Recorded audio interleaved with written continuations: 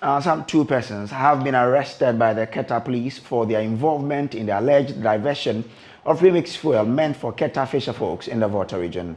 A driver and the secretary of the Sope London Beach Committee, Geoffrey James Oklu, were picked up on Tuesday morning in the Keta municipality. The 2 are currently helping the police investigations to unravel the case. We'll bring you the details of that story later on, but the upsurge in the price of liquefied petroleum gas has led to an increase in demand for charcoal as an alternative for cooking. The continuous campaign against deforestation and the free distribution of gas cylinders reduced the preference for charcoal as a source of cooking fuel in households. Prince Apia, however, reports people are returning to the use of charcoal and wood fuel. Madam Gifty is about to cook.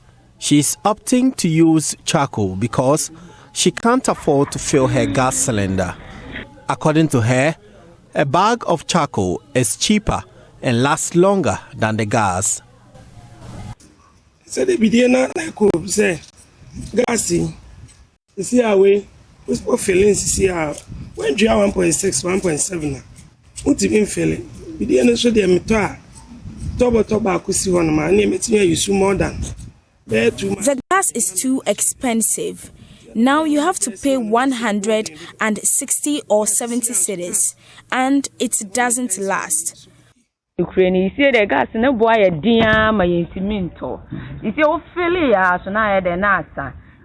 rise and instability in the prices of LPG is a worry to consumers. My gas is finished, so I have to use the charcoal. The Forestry Commission says the surge in the demand for charcoal is a clear depletion of the vegetation cover. Augustine Kofi Jedu is the Ashanti Regional Manager. Those who are illegally burning charcoal here and there, we want to caution them that it's not every tree that is supposed to be cut to burn charcoal. Yes, so they need to obtain permit from the nearest forest office before they do that. A lot of families, households have turned to charcoal production, and that one is also affecting the environment. So in 2015, government distributed 50,000 free cylinders to rural communities in Ghana. It was part of government policy to increase access to LPG in these areas. But the rising cost of LPG in recent times is affecting the demand.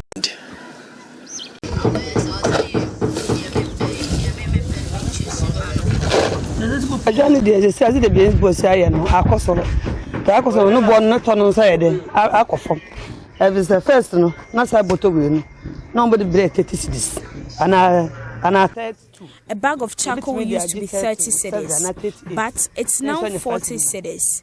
So we also sell the bag at 45 cedis.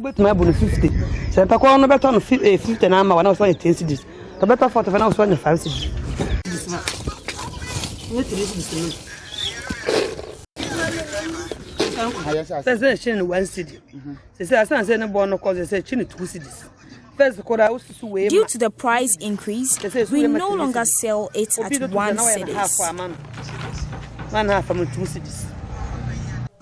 According to the Forestry Commission, people are cutting down trees that are not meant for charcoal.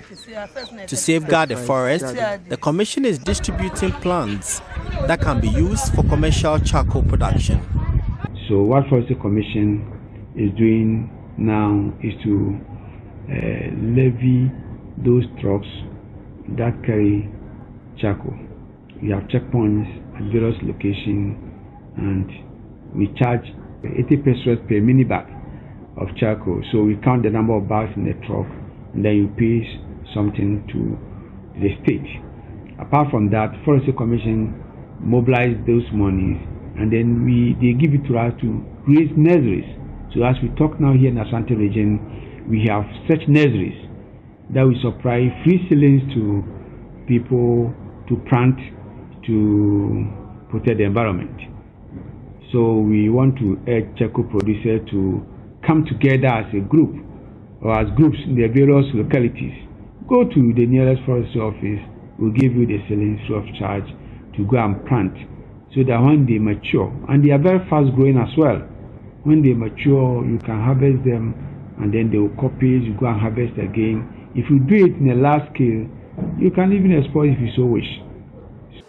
It is a growing concern that the rising demand for charcoal for cooking in recent times will pose a great danger to our already stressed forest.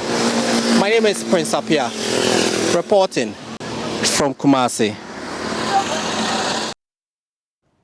Now joining us on Zoom with more is President of the LPG Dealers Association, GABRIEL KUMI. Now, thank you very much for joining us. What is probably accounting for the rising cost of LPG? Thank you for having me. I mean, basically, the Ukraine-Russia war is one of the factors, and obviously our city is also not doing well. So these are the two main factors that have contributed to the rising cost of LPG. But before this war, since last year, the cost of LPG has been going up. And we as an association even predicted in September last year that by the end of first quarter this year, we're going to buy LPG at above 10 cedis per kilo. And that the war also came in somewhere in February to aggravate the situation. So LPG started selling at above 10 cedis somewhere in January, February. Now, people also know that, for example, Ghana Gas does process gas in this country from our own oil field. So they ask the question, why are we still blaming foreign factors for the rising cost? Unfortunately, the gas we produce in Ghana is pegged to the international pricing regime. So this is a question that we need to pose to the policymakers, to the ministries and to the MPA as to why the gas we are producing in Ghana is still pegged as those at par with those imported. But basically, we as an association over the years have been making a certain call. In 2018, government set up an objective for LPG consumption in Ghana. Cabinet tasked the Ministry of Energy and MPA in 2018 to ensure that Ghana has improved its penetration of LPG from the then 25% penetration level to 50% by the year 2030. And ever since then, the price of LPG has been going up. And that is one of the main enemies fighting against that government objective. Since 2019, LPG consumption in Ghana has taken a nosedive. So we would urge government to revise that target. It's not possible to achieve that consumption target, that penetration target of 50% by the year 2030. It's simply impossible to achieve that because, as it indicate, 2019 we did an average of 30,000 metric tons per month in 2019. It came down to about 29,000 metric tons in 2020. And this dropped further down to 28,000 metric tons on the average in 2021. And where the prices are, our projection for 2022 is that by the end of 2022, we are going to do an average of about 26,000 metric tons per month. So that clearly throws away government objective of achieving that penetration level by the year 2030. And I guess that's as a result of the rising cost of the products, eh? The cost of the product is about 95% of the reason why LPG consumption is on the decline. The product is simply not affordable. If you look at the current consumption domestically, you are looking at the middle income upwards. Those are the people that consume LPG domestically. If the masses of our people, and that bracket forms just about 25% of the target market for LPG. The masses of our people, that forms about 70% or more, are unfortunately not able to afford the product. They've been priced out of the product. If you look at the average ordinary Ghanaian who takes home about 700, 800 or even 1,000 Ghana cedis. Now the cost of your average household cylinder is almost 200 Ghana cedis. So if you ask such a person to take about 20-25% of his monthly income to buy just LPG, I think that is too harsh for the ordinary Ghanaian to bear. So we are not able, LPG is also a product with an elastic demand. It's very, very, very highly price sensitive. If you want to improve the consumption of such a product, the only way out is to take measures to reduce prices so you can attract a lot more people into the consumption net. So government objective can be achieved. But we see the price as the major factor militating against this government objective. And there's no way, it's impossible. It's impossible to achieve that objective. As I did indicate, indeed, consumption is on the decline as we speak. So if nothing is done about the price of LPG and we keep keeping the price of LPG at about above 10 cedis per kilo, with all the taxes and all those things on it, I don't think government objective can ever be achieved. In fact, as at the time the target was set. All right, Mr. Kumi, I'll come back to you, but just before, if you can help us understand the mix of the imported and what we also process here, then we can move on to Mr. Edward Barr. Can you help me with that, the mix, with the importation and the one that we process here? Yes, currently I think we are doing locally, we are doing about 55% locally and 45% imported. Okay. All right. So also joining us is a member of the Energy Committee of Parliament, Edward Barr, for more. Honorable, good morning and thanks very much for your time for joining us here. Now, what is your committee doing about this situation that we find ourselves? Yeah, thank you. Good morning to your viewers. Basically, I've consistently made this point that for Parliament basically does not have any direct role in terms of how prices are fixed, aside the fact that we advocate. Because recall that the factors that will affect that is the price of the product, it is the tax they put in, and then the margins that the marketing companies will put in and the dealers. And so these things do not fall under, as long as those taxes have been passed, it is now within the area of the executive to see how they can get these things done. But you see, I think that listening to Mr. Kumi talk, you will realize that you get worried. You get worried because the intention for the introduction of LPG was, one, to save our environment, because people will have to use wood and charcoal to be able to cook. So it was to save our environment. The second point was also to ensure that we had in terms of health issues. You know that most of the people who really do this cooking, whether it is firewood or it's charcoal, basically our women and our sisters, our wives and what have you. They are exposed to the constant inhalation of these exhausts or things that come up. And so there's a health component to it. And last but not the least, it also to a very large extent eradicate poverty. Because when your cost of a bill or cost of health bill goes down, it gives you more disposable income to be able to use it for other alternatives. So the fact that in terms of our penetration, the volumes, the intake that we are taking, seem to suggest that people really are resorting to the use of charcoal and wood fuel as a source of heating for their domestic activities. But you see, back to, you asked a question, and then you asked Mr. Kumi a question about why is it that we have gas in Ghana, and whilst we have gas in Ghana, we produce some part of our consumption, the local market, part of our consumption is produced locally. Mm-hmm. How come that government cannot do anything to ameliorate in terms of the increasing and the ever-increasing trend of the gas? And I'll tell you that and I think his answer was very clear, and I think I agree with him. It is a question of policy by government. Because see, as we speak now, we do know that Ghana gas is natural gas from the Jubilee field and some of the other fields. Per our own petroleum agreement arrangements, Ghana gas was supposed to, or Ghana generally was supposed to have what we call the foundation volumes.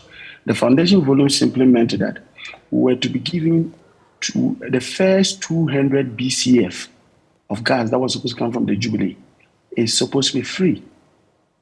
And so what it then means is that those, and the foundation volumes, as far as I know, will be ending somewhere this year. So we are still enjoying the foundation volumes. So it means that, and meanwhile, LPG is a byproduct of what I call it, the processing of the associated gas that is brought from the fields to Ghana gas. So it means that in terms of the cost of it from day one, it is free. I'm talking of the primary cost of the product.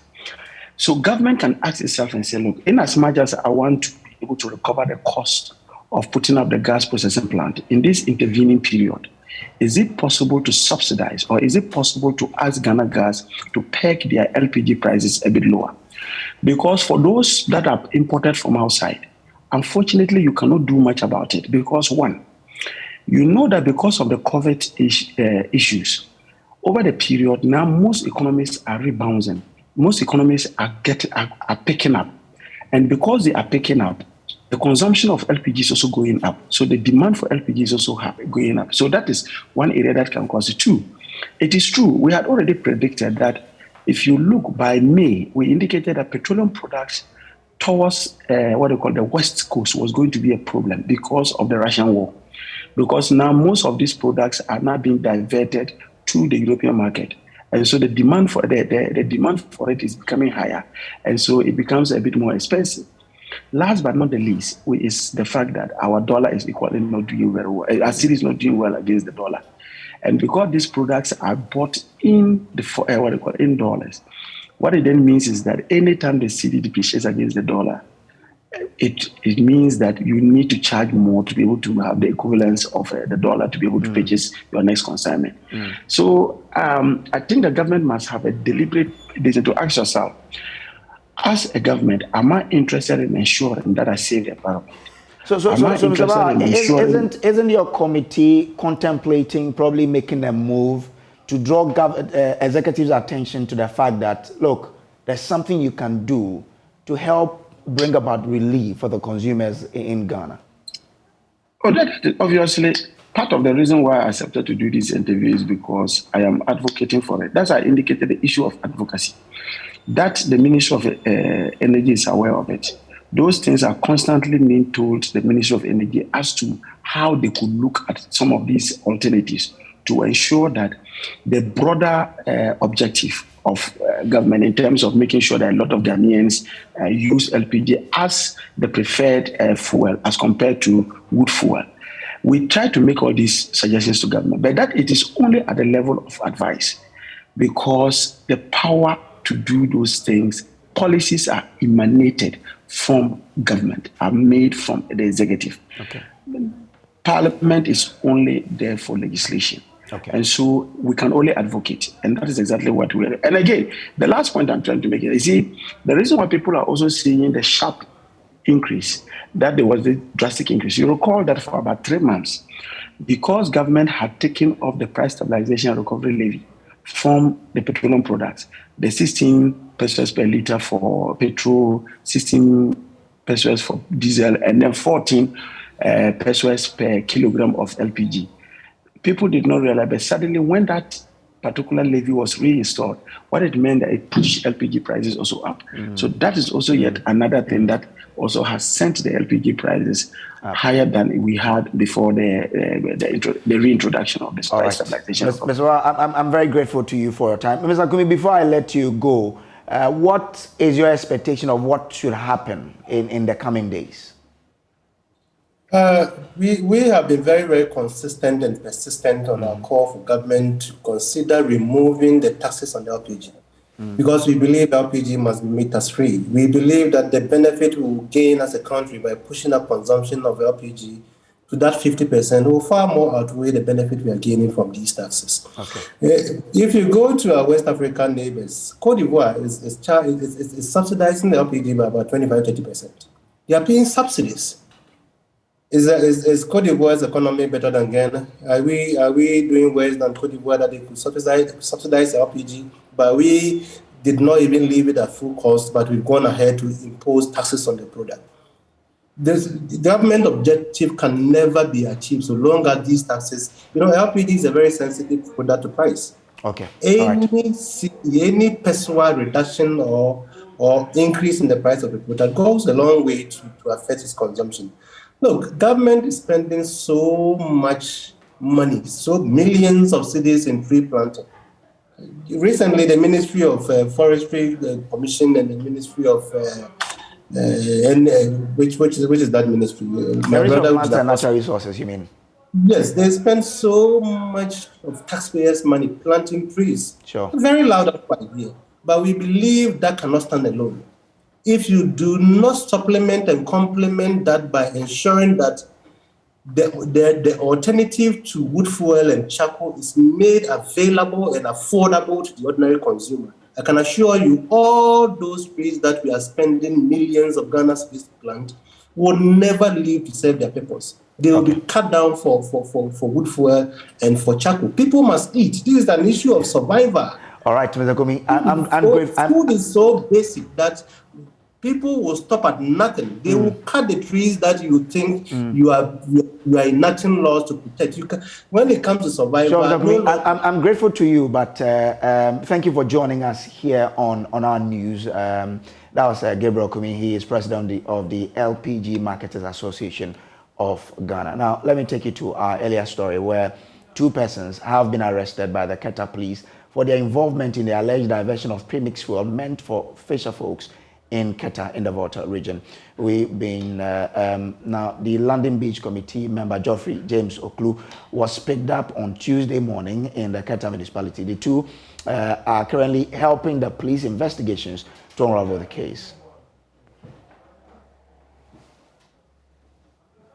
According to Augustine Oklu, a resident in Keta, he was informed that a Goodness Energy fuel tanker with registration number GT5422Z was spotted parked around the Nukpesekope premix fuel depot on Tuesday morning. He said the driver, however, drove off without discharging fuel, a development which rose suspicion of residents of a possible diversion. And me monitor. We detailed a vehicle to monitor the tanker. Geoffrey James Oklu.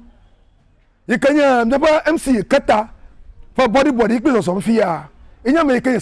What is surprising is that the Nukpesekope London Beach Committee Secretary, Geoffrey James Oklu, who is close to the MCE, had signed the way bill. The chief fisherman, who is sick and bedridden, had his portion also signed. From there, I drive a monitor. We monitored the tanker, which stopped at Afiedenigba Junction, moved and stopped at Avalevi, then to Abo. We therefore concluded that the fuel had been diverted, so we called in the police who arrested the driver. You were thinking of Commander Police for cover. You for cover, driver, you James Okura.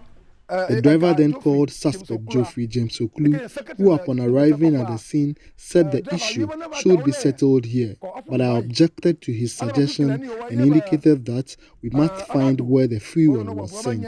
Already, the seal on the tanker was broken.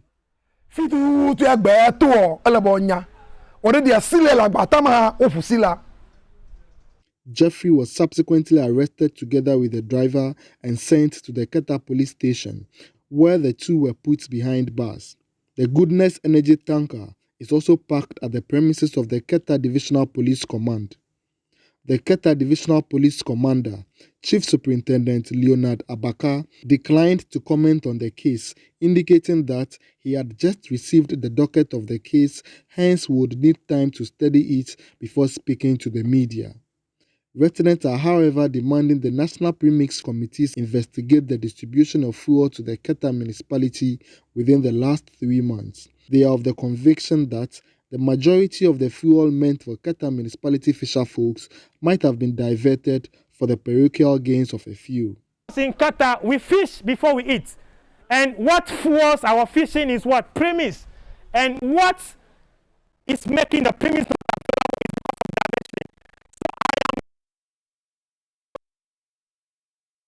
that we are inviting you to come down to Qatar. Whoever is behind this atrocity against the humanity should be bring on board. About 2 weeks or 3 or 2 weeks ago, we heard with an evidence that a premise tanker came to Keji. It just came and turned around the point where it has to be, the fuel has to be discharged. Then, it has gone to another location. The Qatar Municipal Chief Executive, Emmanuel Gemegan, acknowledged receipt of the news of the alleged premixed fuel diversion, but said he can't speak to the media about the incident until he returns to Qatar. Fred Kwame Asai, Joy News, Qatar. Now, the chairman of the Public Accounts Committee of Parliament, James Kluche-Afeji, says they are bent on recommending to the Attorney General for the prosecution of individuals and institutions indicted by the Auditor General's report. According to him, this has become necessary because their previous advice to corporate to go back and rectify their wrongs fell on deaf ears, especially in procurement breaches. He was speaking at a committee sitting on the Auditor General's report for 2018 in Sunyani in the Bono region. Precious Semevo has more. The Public Accounts Committee sitting on the Auditor General's report for 2018 is ongoing in Sunyani. Some heads and accountants for pre-tertiary and tertiary educational institutions in the Bono East, Ahafo and Ashanti regions are appearing and answering queries on irregularities in the report. Wenchi SHS, Menji Agrek SHS, Kumasi and Sunyani Technical Universities are among the schools indicted on cash management, procurement, payroll, contract, and tax-related breaches. The committee on Monday directed the Attorney General to prosecute Wenchi SHS for breaching the Public Procurement Act by over 25,000 cedis per the auditor's report. This situation, according to the PAC chairman James Kluche-Afeji, reoccurs despite previous advice to correct the wrongs. He therefore said recommending to the AG to prosecute those culpable will serve as deterrent. We have used a system where we advise entities that were audited that go back and do the right thing. But we realize that these advice are not being taken seriously. So we'll begin to apply the law. The sanctions that are prescribed by the law will recommend for those ones. It is not the committee that is going to prosecute them. We will recommend for the Attorney General to take up the position. The Attorney General will have to prosecute them. In fact, for procurement issues, they are going to jail for 5 years. They can also be charged a maximum of 30,000 Ghana cedis or both.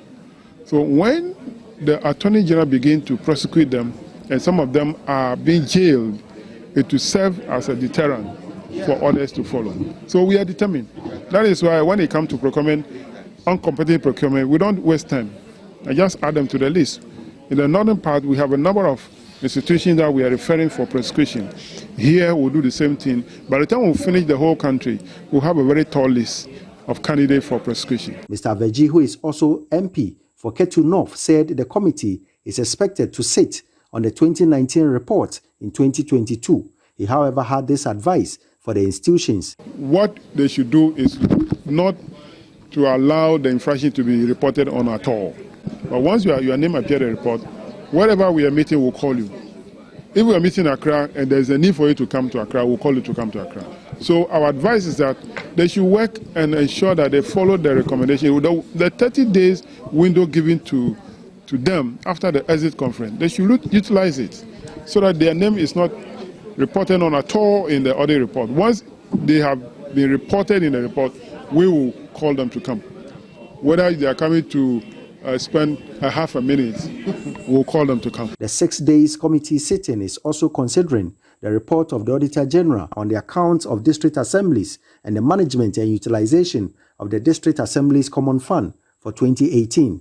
Precious Semevo, Joy News, Sunyani.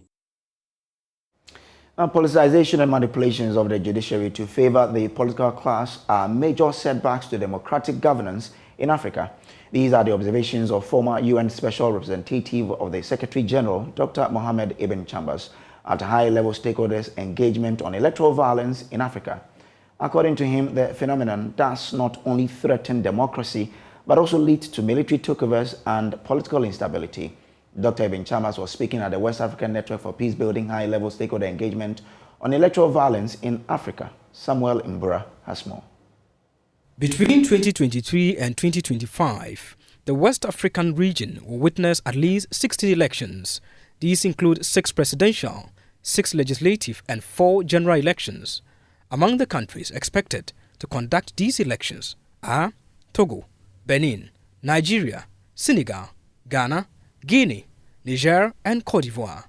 All these countries have had a history of various electoral violence in recent years.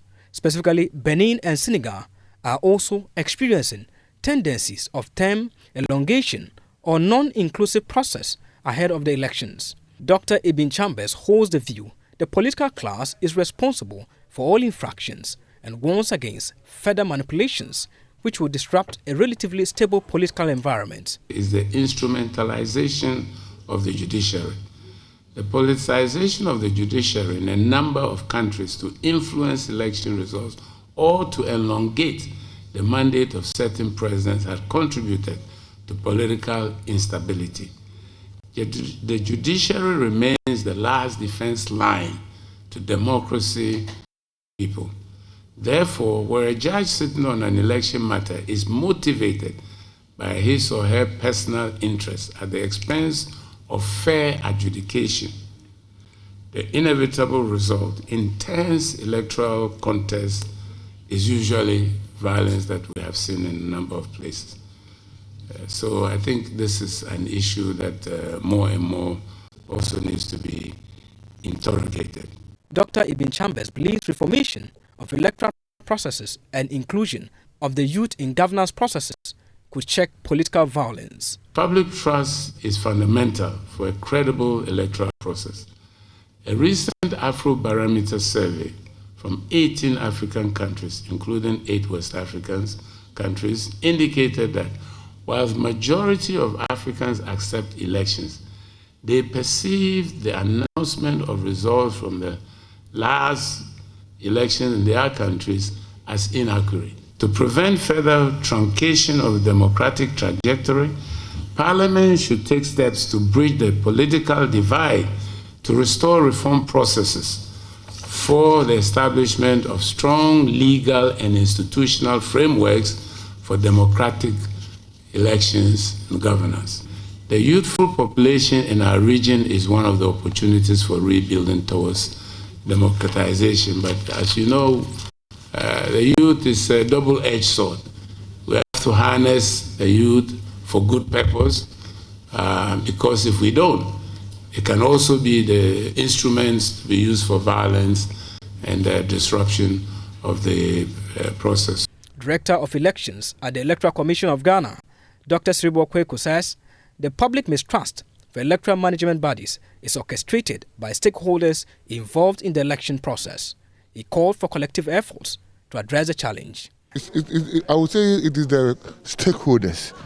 Though they themselves will tap your back when they win. When they lose, it's a different ballgame. So the issue is the stakeholders themselves should tell the people what they know and appreciate. Because, like I said, we have moved since 92 to this date.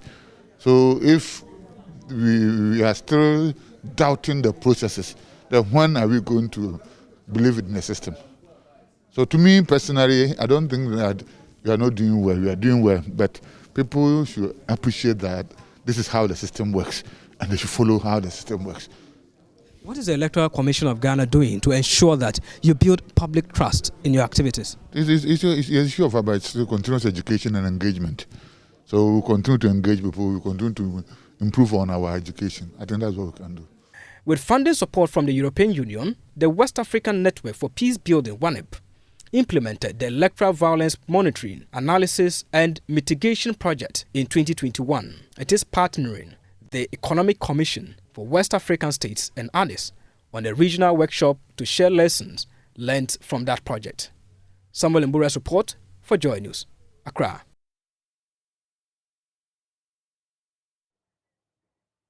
Now, after close to 3 decades since its inception, the trophy of the National Science and Math Quiz has rotated among just 11 high schools. But this year, there's a campaign by other schools to break into the club of winners, like Prempeh College did to win the 2021 edition The schools are exposing second-year students to boost their chances of winning the competition. Manuel Kranting has this report from CI.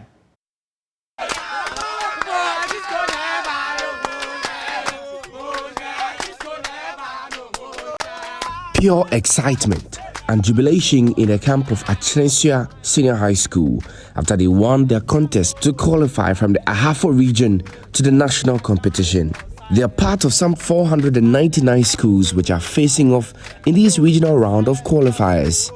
This win means everything to them. More than the contestants, because this is what we prepared for. We prepared to come for victory, and we have gotten it. So we are most grateful to the Almighty God for granting us this success. When the contest started, were you so confident that you're going to win? I was very confident because my name is also Confidence. Your name is also Confidence? Yeah. But I noticed something peculiar. Like Achensia, at least one school in all 4 contests on the second day of the regional qualifiers featured a second-year contestant on stage. In the past, we tried bringing final year students because they had content, but we realized that immediately they leave a void, and that is difficult to fill. And therefore, this new thing is something that is going to stay so that we could have a team always in place. Okay. And are you hopeful that it will yield proper results? It's started yielding results actually because it's started working right now. We are hoping that we can build upon the momentum and then hopefully to take us to the nationals where we can make our mark there. And this strategy seems to be yielding results, at least for the team from Ula Girls Kenyase.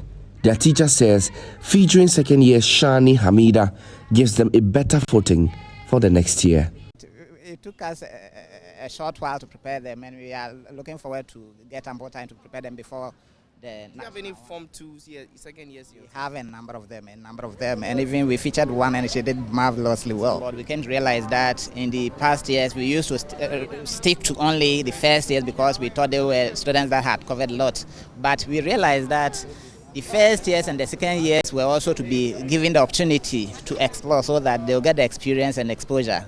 That is one of the reasons why we decided to include a number of the second years, and this girl has proven a point here. Even though there were other schools that were not exactly successful with the experiment, they're excited about the future, like in the case of Jemfi Kumanini SHS. Our second year of contesting. Last year we came with 2 third years, ill prepared, but at least we had a point. So this year we decided to start from the scratch by using second years. So with this idea, we still have the chance of coming next year. We've done less topics so far, but at least we could see the change, the stage experiences they've gathered so far will help us through next year. So by next year, just watch out for us. Jemfi Kumanini will definitely come strong. Evidence of the impact of featuring second years in a quiz abound, with the most recent example being Eden Obing from the Prempeh College team that won the 2021 edition. But it waits to be seen whether this emerging strategy adopted by the schools will be the key to better performances. Manuel Kranting, JoyNews, Sunyani. All right, so good luck to all the schools competing. And to those of us whose schools are falling off at the early stage of the competition, better luck next time. We'll break for business now.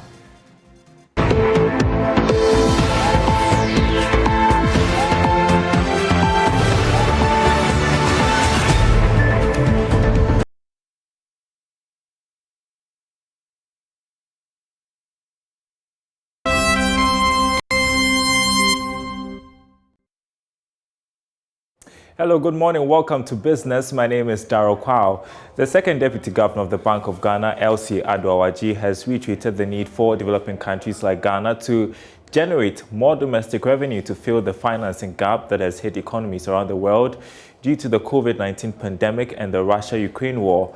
According to her, the International Monetary Fund has estimated that African countries will require additional funding of $285 billion to bridge the financing gap that has come about due to the war in Europe. She was speaking at the Money Summit organized by the Business and Financial Times. IMF, for example, estimates that African governments will need to raise about $285 billion additional funding from 2021 through 2025 to effectively respond to the effects of the pandemic. The African Development Bank also estimates that African governments would need some $484 billion from over the next few years to address the socio-economic impacts of the pandemic and to support economic recovery efforts. These are large sums of money that we're talking about that the continent Well, meanwhile, Chief Executive of the Ghana Investment Promotion Center, Yofi Grant, has assured, regardless of global challenges, government will work to attract investors into the country. China is in another crisis. They've had to lock down large cities, some with 30 million people who are in production. And that in itself, over the past 2 years, has really affected shipping costs. So that's also affected trade. And because of that, many countries are still riling under that. I mean, even from some of the best economies are seeing, really strained environments. But Ghana seems to be holding its own. Of course, yes, we do have a debt problem, which we've had ever since. And I believe that the sort of ecosystem being created in the country today is going to be what will change that whole perspective. The fact that there is an emphasis on value addition and productivity instead of just exporting our raw materials is definitely a step in the right direction. We should have happened many years back, but it didn't happen. But now, through the one district, one factory policy, we've made the groundwork and set up the trajectory of industrializing our country. In other news, one of the participants of the Joy and Adom FM 2021 Mother's Day celebration and contest, How Mama Had Me, Sabina Kwanzaa, has received her life insurance policy documentation, kind courtesy Alliance Ghana. There is more in this report by Tasha Michelle. In 2021, Alliance Ghana sponsored the Joy and Adom FM's Mother's Day celebration and promised to ensure 10 mothers of participants of the How Mama Had Me on the company's life policy. A bit about what we are doing for Mother's Day. We love mothers. We appreciate all their care. So for the mothers whose children have put in their entries on How Mama Had Me, we're giving free life cover to 10 mothers. Wow. And we're giving each mother a life cover of 40,000 Ghana cedis. Wow. So this covers total permanent disability. So throughout the next 1 year, all these children whose stories Who sent in the stories would have free life cover from Allianz Life, and it's to the tune of 40,000 Ghana cedis. It will protect these mothers against total permanent disability. We also have a death cover. Okay. So this is 24/7, 365 plus years in the days in a year covering.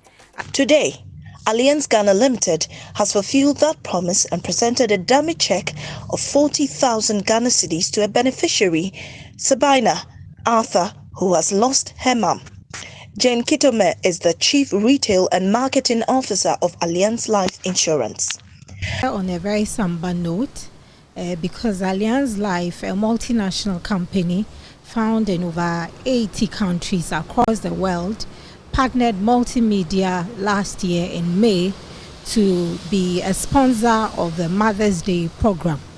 And as a result, we promised to pay benefits to cover 10 mothers.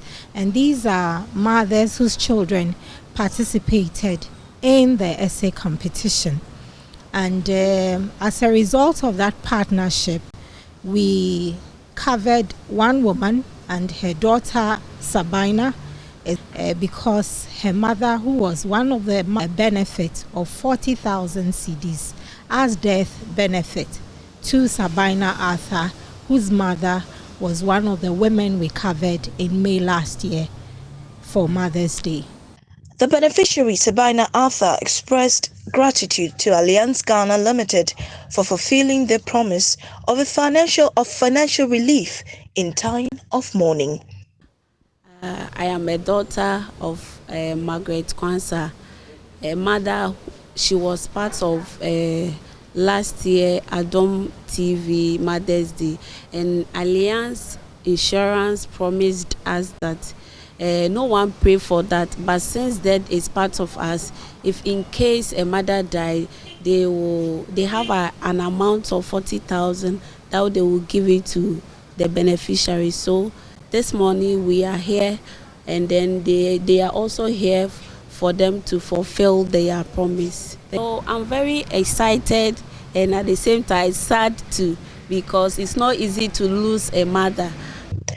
Tasha Michelle's report for JoyNews. And that's business. Sports is coming up next.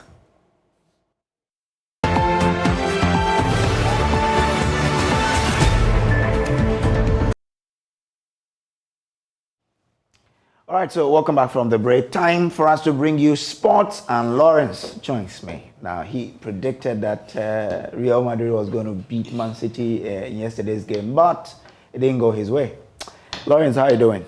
I'm good. How painful was it? It was a tough one to take. It was really a tough one to take. Oh, you know, after conceding the first 2 goals, I'm like, geez, I shouldn't have predicted that on TV. It was quite tough. Anyway, a 7-goal scoring game. What about today? We have Liverpool against okay, that's an interesting game. Very interesting. Because Liverpool is a free scoring side. They have a very solid defense.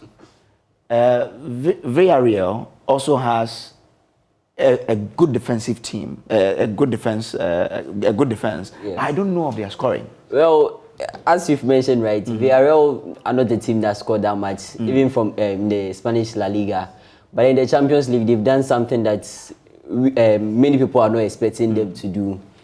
They look like the underdogs in this year's competition. We've seen Ajax do it some time ago. We've seen Tottenham past seasons. But in this season, it's been Villarreal. The fact that they had to knock out Juventus and then Bayern Munich in reaching this point, it tells you a lot about them. The funny thing is, they are very clinical on their good day. When they get their chances and they create them, they are able to take them compared to some teams like yesterday, Manchester City, because I feel City could have scored more than just 4 against Real Madrid if you look at the number of chances they created yesterday. So back to Villarreal, they create a lot of, they don't create too much. The ones they create, they make good use of it. I'm looking out for Chukwueze, the Nigerian boy in there. I mean, he's a solid attacker. He can give you the goals at the least time that you expect him to. Yeah. And so for him being, okay, we also have an African in Liverpool. Anyway, my bet is on anybody. We have superstars in Liverpool. The thing is, Chukwueze scored the goal that took Villarreal through to the next round. But then one man that has been the key or the core to this Villarreal side is Danjuma, the Dutch guy. He's scored some good goals for them. He's turned up big for them on big occasions. So I feel he becomes more of a threat. And then going up against Trent Alexander-Arnold, one guy who has been defensively exposed in some parts at some point of the season, I think it should be a good contest. And that could be the game for Villarreal if they can take their chances. But I think the captain of Villarreal, the former Real Madrid guy, I've forgotten his name. He used to play for Real Madrid. He has also done so well. Exactly. How he has been able to marshal the defense for Villarreal. So Liverpool should not underrate them. They should know that they're coming up against an experienced guy like Abio, who is making sure he commands the team. And they have a good coach. The former Arsenal manager. He has also proven that you cannot write me off like that. So it's going to be an interesting contest. But on a good day, you'd expect that Liverpool. On paper, Liverpool carries it. But football has a lot of surprises, so let's see how it goes. But as I wrap up today's edition, before you hear, there's more news on myjoyonline.com. Good morning to you, sir.